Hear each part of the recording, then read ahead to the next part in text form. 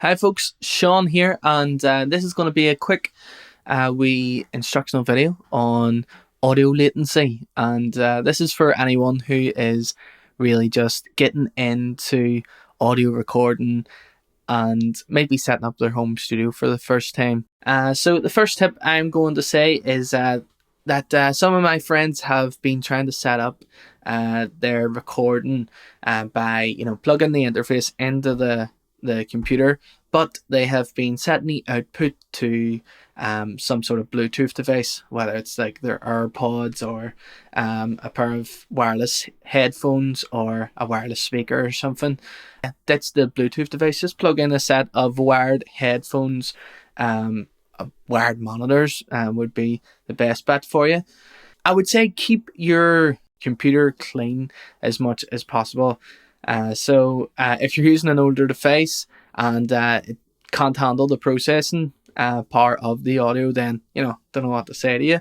But it mightn't be up for the task. But most modern computers should be able to handle most DAWs and their processes. So and shouldn't be giving you too much latency issues. So if you have a modern device and it's still running slow, it could be just that it's bunged up. It's got a lot of junk in it, and you just need to optimize the computer, clear out any unwanted stuff, clear out any unused software and stuff like that. And I'm sure for our people getting into studio record and stuff like that, that's going to be a hard task because all you want to do is record or install new software and stuff like that.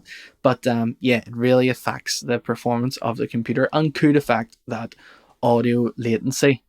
Next up, we're going to talk about buffer speed because this is one that I would fix myself every now and then. I go between different buffer speeds, whether I'm mixing or recording. For me, and this doesn't really affect my performance, I've been setting my buffer size to 64 when I'm tracking. So 64 samples, and that allows me to have a 7.6 millisecond output at a 10.5 millisecond round trip it takes for my audio to process and get to my ears. But 64 seems sweet for me, and I've been able to play along with it fine enough. You can't just bump that up to 256, 512, whatever, once you go back to mixing and you're not tracking anything anymore.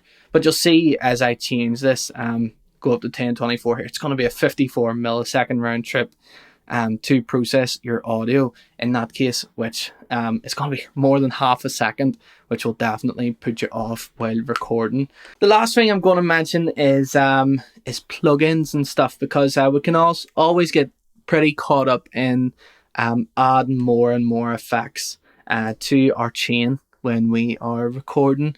And some people like to record their vocals with a bit of compression on the way in.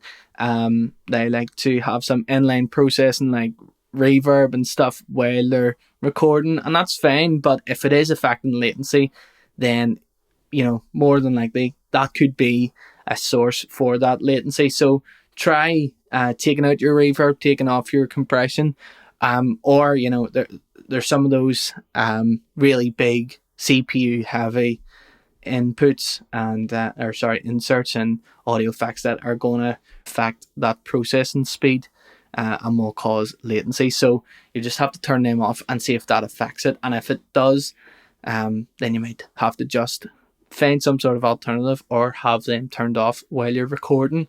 But hopefully they have fixed your audio latency issues, and feel free to drop us a comment or a message if there's anything else you discover along your journey that helps fix audio latency issues, and let us know if anybody's helped as well.